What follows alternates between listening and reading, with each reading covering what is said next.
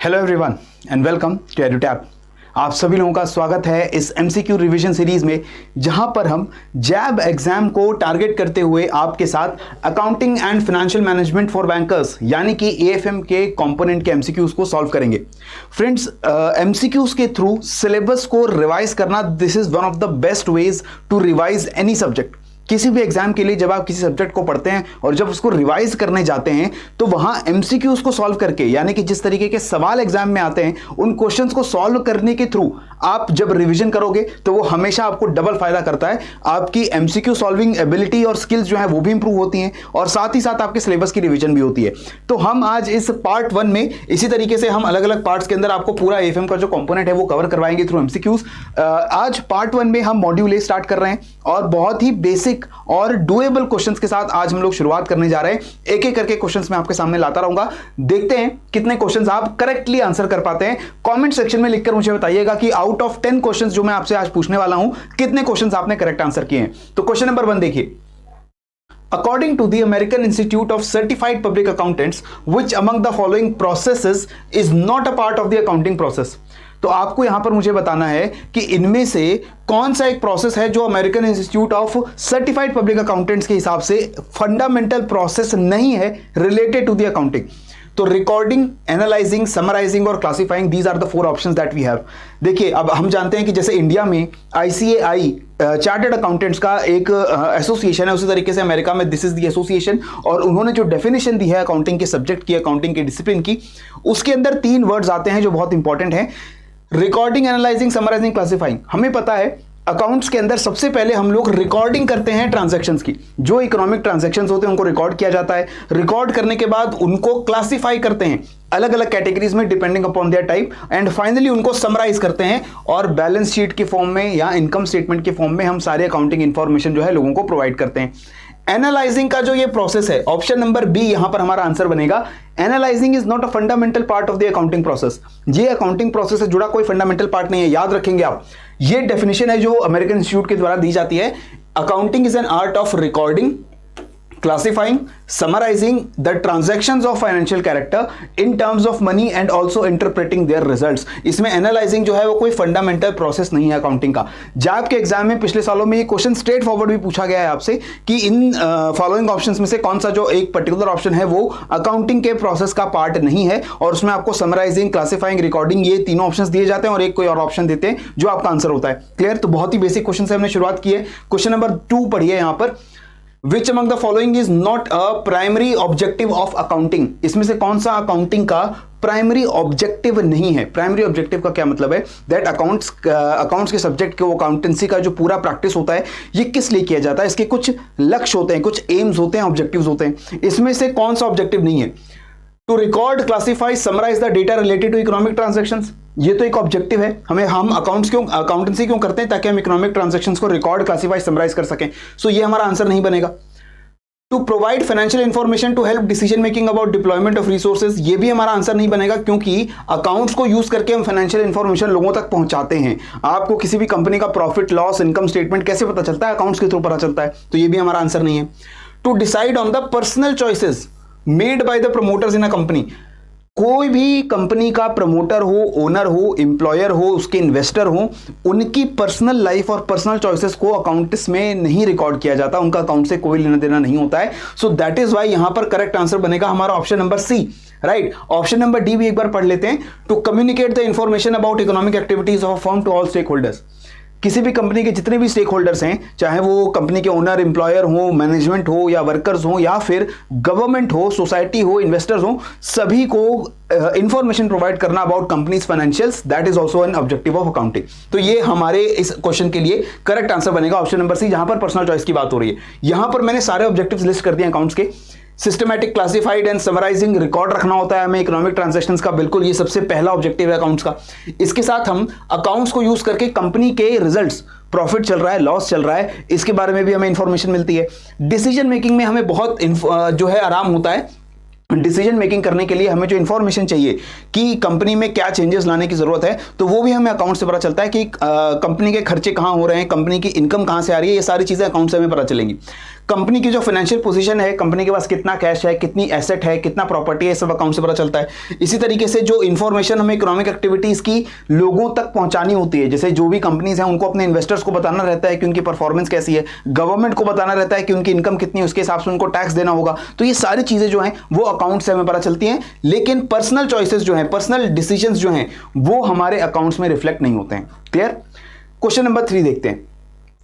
During the 15th century, wealthy people employed trained officers to keep records of their transactions, property, debts they owed and the debts others owed to them. This system developed in Italy was later adopted by other countries also. और यहां से double entry book keeping की शुरुआत होती है। Modern accounts में जो हम डबल एंट्री सिस्टम फॉलो करते हैं डेबिट और क्रेडिट का, ये इटली में ओरिजिनेट होता है। और इटली में जब ये ओरिजिनेट हुआ है ओरिजिनली, तो इसको क्या नाम दिया जाता था? Stewardship accounting, financial accounting, cost accounting या मैनेजमेंट अकाउंटिंग। तो ये अकाउंटिंग के डिफरेंट टाइप्स भी हमारे सिलेबस का पार्ट है। इनको समझना कोई बहुत ज्यादा मुश्किल काम नहीं है, हम यहां पर समझने की कोशिश करते हैं। देखो, सबसे पहले फाइनेंशियल, कॉस्ट और मैनेजमेंट अकाउंटिंग, ये तीनों जो अकाउंटिंग के प्रोसेस हैं ये सारे मॉडर्न अकाउंटिंग के टाइप्स हैं। All these are modern accounting types. जब अकाउंटिंग अर्लीस्ट टाइम में स्टार्ट होती है, उस टाइम पर आज हम देखते हैं कि यूरोप के अंदर, खास तौर पे इटली में, क्योंकि मर्चेंट और बिजनेस जो बहुत ज्यादा बढ़ रहे हैं, तो वहां पर अकाउंटेंसी की शुरुआत होती है। और जो रिच लोग हैं, वेल्दी लोग हैं, वो अपने पास एक ऑफिसर रखते हैं या किसी को अपनी नौकरी पे रखते हैं जो उनकी सारी प्रॉपर्टी को मैनेज करता है। उस ऑफिसर को बोलते हैं स्टीवर्ड, और करेक्ट आंसर बन जाता है stewardship accounting. Right? So stewardship accounting is one of the earliest forms of accounting जो यूरोप में ओरिजिनेट होती है, और वहीं से बढ़ के वो आज पूरी दुनिया में जो हम अकाउंटिंग यूज कर रहे हैं वो वहीं से ओरिजिनेट होती है। हालांकि एंशिएंट सिविलाइजेशंस में, भारतीय सिविलाइजेशन में भी एंशिएंट टाइम्स में अकाउंटेंसी की बात हुई है, लेकिन वो बहुत ज्यादा पॉपुलर नहीं हुई। आज जो हम अकाउंटेंसी का रूप देखते हैं वो सारा हमें यूरोप से निकल करके देखने को मिलता है, जिसका अर्लीस्ट फॉर्म था स्टीवर्डशिप अकाउंटिंग। वहीं से डबल एंट्री बुक कीपिंग की बात आती है। ठीक है? क्वेश्चन नंबर 4 देखिए। What is the most important social purpose of financial accounting? Financial accounting करने का सबसे इंपॉर्टेंट सोशल पर्पस क्या है, उसका सामाजिक महत्व क्या है? To manage the debt owned by the company, to maintain physical prudence, company का डेट मैनेज करना है। To relay reliable information to investors to enable them to take efficient investment decisions, कि लोग इन्वेस्टमेंट का सबसे बेस्ट डिसीजन ले पाए, उसके लिए इंफॉर्मेशन लोगों को देना, वो हमारा ऑब्जेक्टिव है। To limit the liability of the members to the nominal values of their shares, कि जो भी कंपनी के अंदर जितने भी मेंबर्स हैं, जितने भी ओनर्स हैं, उनके जो शेयर की प्रोपोर्शन है उसके हिसाब से उनकी लायबिलिटी को तय करना है यहां पर। To give a legal form to the doctrine of stewardship, stewardship की जो पूरी प्रोसेस है, जो पूरी प्रैक्टिस है, उसको लीगल फॉर्म देने के लिए। अब देखो, फाइनेंशियल अकाउंटिंग हम क्यों करते हैं? किसी भी फर्म के फाइनेंसेस के बारे में पूरी इंफॉर्मेशन रखनी है हमें, तो फाइनेंशियल अकाउंटिंग के थ्रू की जाती है। और इसका सबसे प्राइमरी सोशल पर्पस क्या होता है कि हम आम जनता को, जनरल पब्लिक को बताएं कि उनके बेस्ट एफिशिएंट इन्वेस्टमेंट डिसीजंस कहां जाएंगे। अगर लोगों के पास सबसे एक्यूरेट इंफॉर्मेशन होगी regarding the finances of all the companies, तो वो ज्यादा बेटर डिसीजन ले सकते हैं कि उनके पास जो भी मनी है, जो भी पैसा है, वो कहां इन्वेस्ट करेंगे। तो करेक्ट आंसर है यहां पर option number B. Right? So correct answer here is option number B, not option number A, जहां पर हम एफिशिएंट इन्वेस्टमेंट डिसीजंस लोग ले पाए उसके लिए उनको इंफॉर्मेशन देते हैं। और ये सोशल पर्पस अगर हम देखें तो यही इसका सबसे इंपॉर्टेंट सोशल पर्पस है। राइट? तो फाइनेंशियल अकाउंटिंग के बारे में सारी इंफॉर्मेशन दे दी। जैसे ही मॉडर्न टाइम्स में जॉइंट स्टॉक कंपनीज का फॉर्मेशन हुआ, ऐसी कंपनीज जो पब्लिकली लिस्टेड होती हैं और स्टॉक एक्सचेंज के थ्रू रिटेल इन्वेस्टर हो, चाहे बहुत सारे जो अलग अलग कंपनीज हैं, वो उसके अंदर पैसा लगा सकते हैं, उसके शेयर्स खरीद सकते हैं। तो ऐसे टाइम पर फाइनेंशियल अकाउंटिंग बहुत इंपॉर्टेंट हो जाती है, जो बताती है हमको कि कौन सी कंपनी में पैसा लगाना सबसे बेस्ट डिसीजन आपका रहेगा। राइट? नेक्स्ट आता है question number 5। Which among the following statements is incorrect about management accounting? गलत स्टेटमेंट कौन सी है मैनेजमेंट अकाउंटिंग के बारे में? ध्यान से आप चारों स्टेटमेंट पढ़िए और मुझे बताइए यहां पर आपका क्या करेक्ट आंसर रहना चाहिए।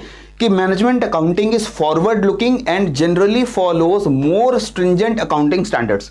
अकाउंटिंग के रूल्स को ज्यादा स्ट्रिंजेंट, ज्यादा स्ट्रिक्ट तरीके से हम लोग फॉलो करते हैं मैनेजमेंट अकाउंटिंग में।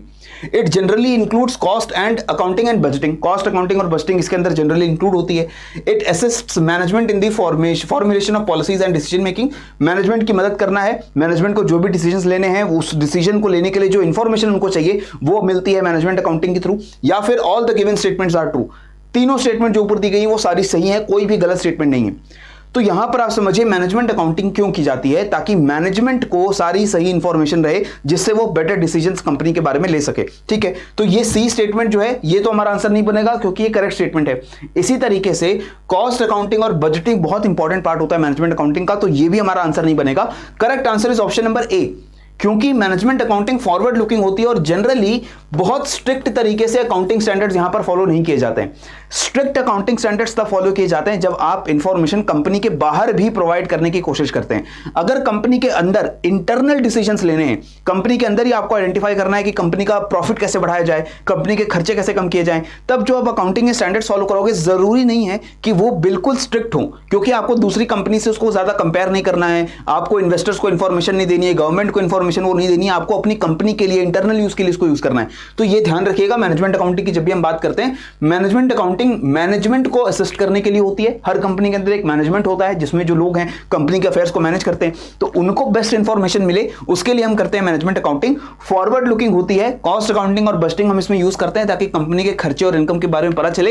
एंड जनरली जो प्रिंसिपल्स या रूल्स हम अकाउंटिंग में फॉलो करते हैं उसको बहुत स्ट्रिक्टली फॉलो नहीं किया जाता है। Free of constraints management accounting जो है वो हमारी चलती है। क्लियर हो गया? आगे देखते हैं। Who made the first attempt to include figures on human capital in the company balance sheets? किसने सबसे पहले ये ट्राई किया कि कंपनी के अंदर जो ह्यूमन रिसोर्स है, जो वर्कर्स हैं, उनको भी हमें अकाउंट्स के अंदर इंक्लूड करना चाहिए। तो ह्यूमन रिसोर्स अकाउंटिंग कहां से स्टार्ट होती है? हरमैनसन, मॉरिसन, जोहानसन या एल्फ्रेडसन? हमारी जो बुक है, हमारा जो सिलेबस है उसके अंदर ये डायरेक्टली मेंशन्ड है that Hermansson is the person. Option number ए ध्यान रखेंगे, हरमैनसन इज द पर्सन जिन्होंने 1964 में ही ये ह्यूमन रिसोर्स अकाउंटिंग का जो कॉन्सेप्ट है वो इंट्रोड्यूस किया था। उन्होंने किताब लिखी अकाउंटिंग फॉर ह्यूमन एसेट्स। उन्होंने बोला कि कंपनी के पास जो वर्कर्स हैं, कंपनी के पास मैनेजमेंट में काम करने वाले जो लोग हैं, वो बहुत इंपॉर्टेंट रिसोर्स है कंपनी के लिए और उनकी भी अकाउंटिंग होनी चाहिए। उनके ऊपर कितना खर्चा हो रहा है, उनकी तरफ से कितना प्रॉफिट आ रहा है, all these human resources they should be treated as assets और उनका भी पूरा अकाउंटिंग के अंदर जो है रिकॉर्ड होना चाहिए। ठीक है, क्वेश्चन नंबर 7 देखते हैं। Presently, fair value accounting does not enjoy wide degree of acceptance due to what? Fair value accounting जो है वो आज के समय में बहुत ज़्यादा accepted नहीं है, बहुत ज़्यादा लोग या कंपनीज उसको यूज़ नहीं करते हैं। क्या रीज़न है इसका? तो increased cost and delays, non availability of reliable information, fast changes in the market prices या all of the above? इसका आंसर करने के लिए आपको पता होना चाहिए that what is fair value accounting. Fair value accounting is a type of accounting in which we use of all the assets, जितने भी एसेट्स, जितनी भी प्रॉपर्टी है कंपनी के पास, जो भी इक्विपमेंट है, मशीनरी है, लैंड है, बिल्डिंग है, उन सभी की मार्केट वैल्यू की उन सब की मार्केट वैल्यू उस टाइम पर क्या होगी उसको हम लोग रिकॉर्ड करते हैं फेयर वैल्यू अकाउंटिंग के अंदर।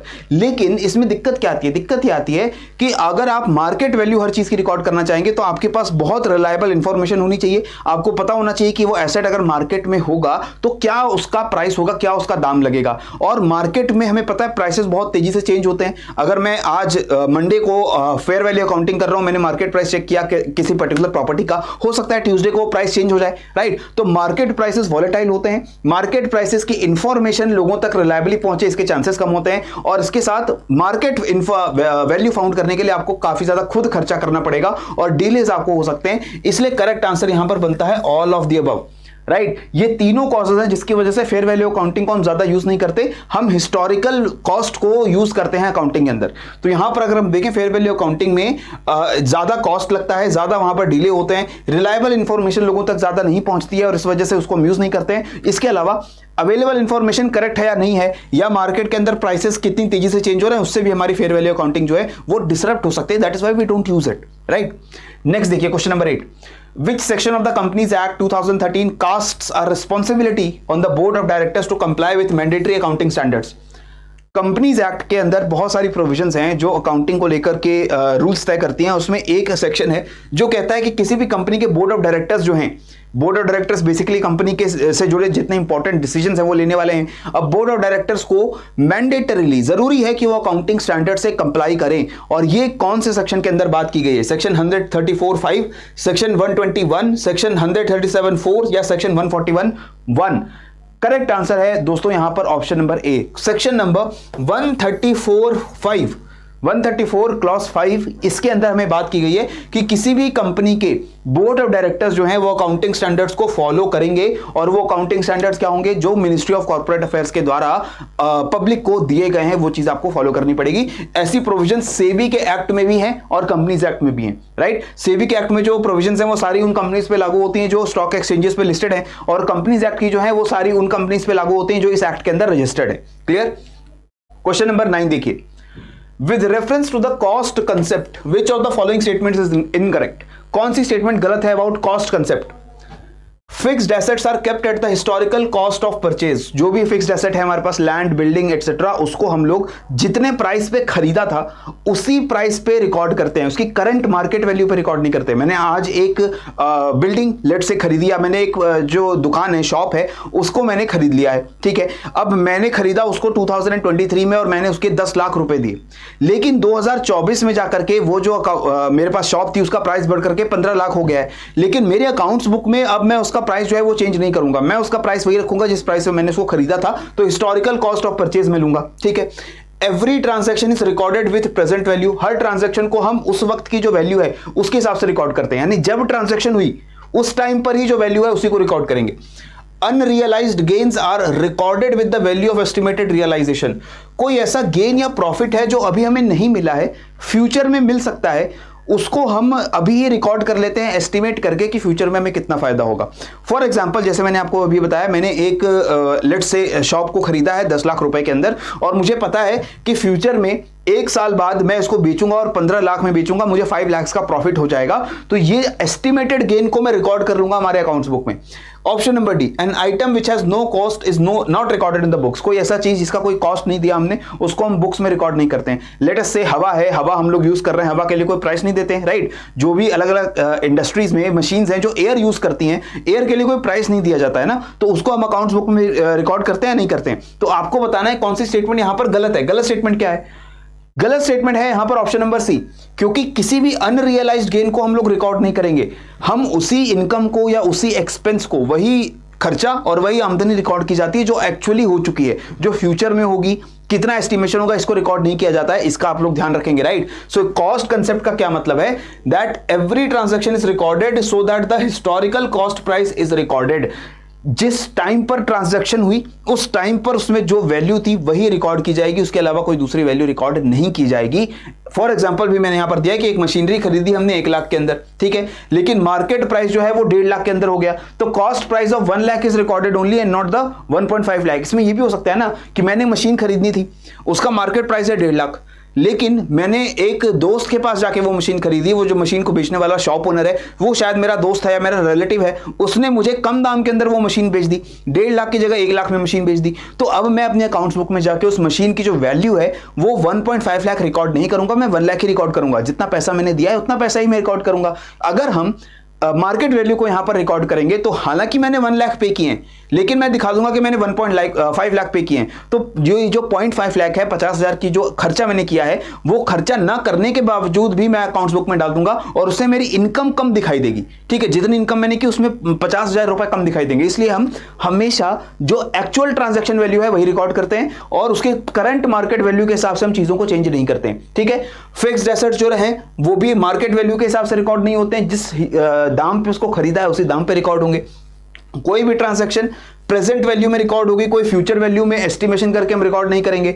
कोई प्रॉफिट जब तक हमें एक्चुअली में नहीं हुआ है हम उसको तब तक रिकॉर्ड नहीं करेंगे, ठीक है। और कोई भी आइटम जिसकी कॉस्ट नहीं है उसको हम बुक्स के अंदर रिकॉर्ड नहीं करेंगे। ये 4 कॉन्सेप्ट बहुत इंपॉर्टेंट है कॉस्ट कॉन्सेप्ट के। मुझे उम्मीद है आपको ये चारों कॉन्सेप्ट समझ आए होंगे। अगर इसमें किसी भी कॉन्सेप्ट में डाउट है तो कॉमेंट सेक्शन यूज करो, कॉमेंट्स का आंसर 24 घंटे के अंदर होगा, जहां मैं आपको बताऊंगा कि जो भी आपको डाउट है वो उसका क्या रेजोल्यूशन होने वाला है, ठीक है। तो ये हुई 9 क्वेश्चन के बाद ये 10th क्वेश्चन आपके लिए छोड़कर जा रहा हूं। Very simple question. The Accounting Standards Board was constituted by Institute of Chartered Accountants of India in which year? ASB का जो ये बोर्ड है जो अकाउंटिंग स्टैंडर्ड सेट करता है ICAI की तरफ से, किस साल में इसको बनाया गया था पहली बार? 1967, 77, 87 या 97? Very simple question. इसका आंसर मुझे कमेंट सेक्शन के अंदर जाकर दीजिए और मुझे ये भी बताइए कि ये पूरा सेशन आपको कैसा लगा है, आपको जो क्वेश्चन है वो कैसे लगे। हालांकि हमने बहुत बेसिक क्वेश्चन पूछे हैं सेशन के अंदर, लेकिन आप इस सेशन में क्या और चेंजेस देखना चाहते हैं, या अगर सेशन आपको अच्छा लगा है तो वो भी हमें बताइए। वो सारे सजेशंस आपके हैं, जो फीडबैक आपका उसको हम इनकॉर्पोरेट करेंगे। इन एडिशन कोई भी डाउट्स क्वेरी आपको एएफएम के सेक्शन को लेकर के है अगर फॉर जैव एग्जाम, तो वो भी आप कमेंट सेक्शन के अंदर डालिए। We will promptly reply to your queries. Right. So this is all from my side. अगर आपको ये वीडियो पसंद आई दोस्तों, मेरी प्लीज आपसे रिक्वेस्ट है, ये पूरा सेशन की जो सीरीज है वो हम कंटिन्यू करने वाले हैं। पूरा एफएम का जो मॉड्यूल है हम लोग यहाँ पर कवर करने वाले हैं, और शाम को 8 बजे आपको ये सारी जो वीडियोस हैं वो देखने को मिलेंगी। इसके बाद आप कभी भी वो वीडियोस देख सकते हैं, और जो भी आपका सजेशन है वो प्रॉम्प्टली हमको आप रिस्पॉन्ड करिए, so that we can come up with more sessions, more better sessions for all of you guys. तो इसी के साथ मुझे दीजिए इजाजत। पढ़ते रहो, बढ़ते रहो। जय हिंद एंड जय भारत।